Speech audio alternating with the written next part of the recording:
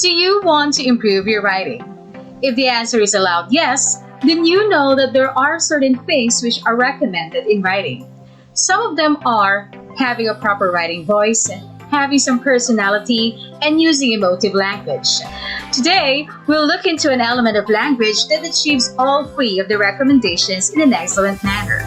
So what is this element of language and how does it improve your writing? The element is figures of speech. And to find out how using them improves your writing, then continue watching this video. So let's start with the definition of figures of speech. Figures of speech are words or phrases used in a non-literal sense for rhetorical or vivid effect. In other words, figures of speech rely on implied or suggested meaning rather than a dictionary definition.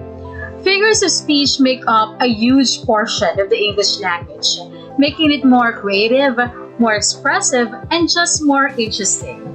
Many have been around for hundreds of years, some even thousands, and more are added to our language essentially every day. So today, we're going to talk about some common figures of speech that writers use in their writing. Let's start with simile. So a simile is a stated comparison formed with the words like or as between two fundamentally dissimilar things that have certain qualities in common. So a simile is a comparison of two things using words like or as. I'm sure you already know this. So similes help your reader make connection to things they are familiar with. Sometimes they reveal an aspect of what you are describing that wouldn't be apparent otherwise. Similes help communicate subtle impressions and emotions that literal descriptions sometimes can't. So the example that we have here, and I hope you still remember it from grade 9, is an excerpt from Harlem by Langston Hughes. Does it dry up like raisin in the sun? So if you remember, here in this poem, a dream deferred is being compared to a raisin in the sun, and it's a direct comparison using the word like. So this is an example of simile. Next, we have metaphor. So a metaphor is an implied comparison between two unlike things that have something in common. So metaphors are like similes, except they leave out the words like or as. They also compare things, but by saying one thing is another thing, rather than saying it is like another thing. So simple metaphors normally come in the form of A is B. For example, her eyes are radiant sapphires. So eyes are directly being compared to sapphires without the use of like or as. Another example from Emily Dickinson's Hope is a Thing with Feathers. Hope is a thing with feathers that perches in the soul. Okay, so hope is being compared with feathers. Next, let's talk about onomatopoeia. So an onomatopoeia uses words that imitate sounds associated with objects or actions, like boom, pow, whoosh, bang. So all of these words are onomatopoeias, or words that sound like what they describe. The example that we have here comes from Ulysses by James Joyce. The crook skirt swinging, whack by whack by whack. So the words whack is an example of onomatopoeia. Personification. So personification entails human qualities or abilities to inanimate objects or abstraction. Personification is giving human characteristics to non-human things. It's another way to reveal impressions and create atmosphere. So for example, the waves slap the shore and drag away everything not anchored down. Okay? So another example that we have here is, William, we're wary of the weather, said the sunflowers shining with dew, from William Blake's Two Sunflowers Move in a Yellow Book. Okay, so here, inanimate objects such as the waves and the sunflowers were given human qualities or abilities, such as the ability to talk and the ability to slap, okay, or drag something. Next we have, so when we say apostrophe, it is addressing an absent person or thing that is an abstract, inanimate, or inexistent character. Okay, so this is where a speaker directly addresses someone or something that is not present or cannot respond in reality. So the entity being addressed can be absent, dead, or imaginary person. But it can also be an inanimate object like stars or the ocean, or an abstract idea like love or faith, or beings such as a muse or a god. For example, in John Donne's Death Be Not Proud. Death Be Not Proud, though some have cold. So here, John Donne, or the writer, is addressing death, which is of course an abstract idea. Next, we have hyperbole, a figure of speech which contains an exaggeration for emphasis. So it is a device that we actually use in our day-to-day speech. For instance, when you meet a friend after a long time, you say, "It's been ages since I last saw you." So you may have not met him for 3 or 4 hours or a day, but the use of the word ages exaggerates this statement to add emphasis to your weight. Therefore, a hyperbole is an unreal exaggeration to emphasize the real situation. For example, to make enough noise to wake the dead, from R. Davis was bred in the bone. So this is an example of hyperbole, because how can we actually make noise to wake the dead? Okay? Next, we have synecdoche. So it is a figure of speech in which the part that stands for the whole and thus something else is understood within the thing mentioned. So synecdoche may also use larger groups to refer to smaller groups or vice versa. It may also call a thing by the name of the material it is made of, or it may refer to a thing in a container or packaging by the name of that container.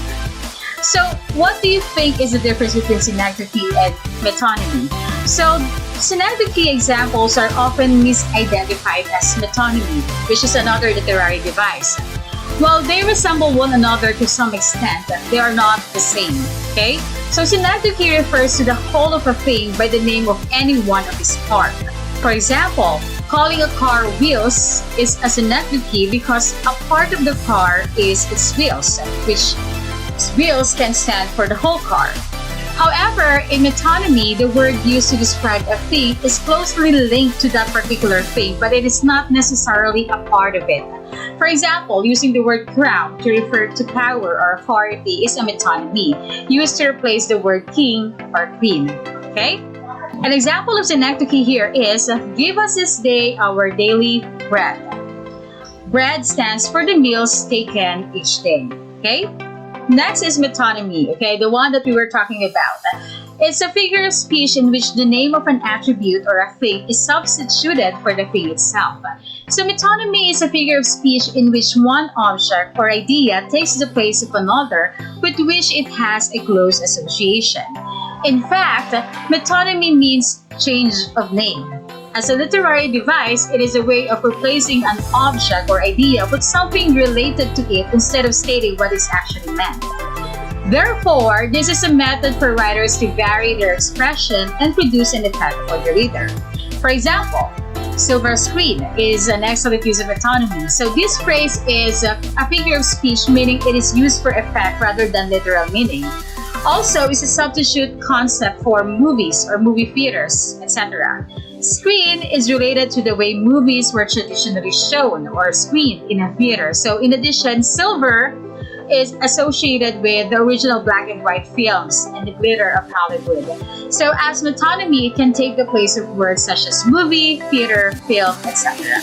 In the play Richelieu, written by Edward Bulwer-Lytton, we see an example of metonymy in the phrase, "The pen is more mighty than the sword," which means that intellect and thought are more powerful than physical acts of violence anymore.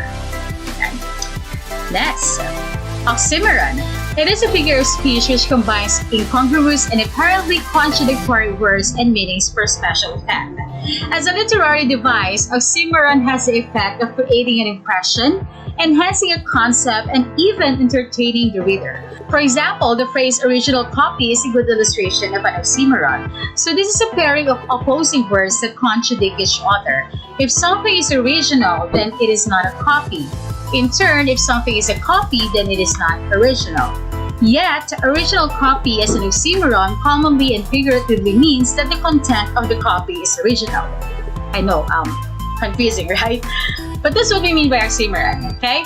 Another example is from William Shakespeare's Romeo and Juliet. For example, "Here's much to do with hate, but more with love. Why then, oh brawling love, oh loving heat, oh anything of not in first believe. Oh heavy lightness, serious vanity, misshapen chaos of well-seeming forms." Okay, so if you're going to look at it, Let's say, for example, love and hate. So these are two opposing words, but it has a certain effect. So this is what we call oxymoron. Heavy lightness, right? Next. And the last one is paradox, which is a statement which seems on its face to be logically contradictory or absurd, yet turns out to be interpretable in a way that makes sense.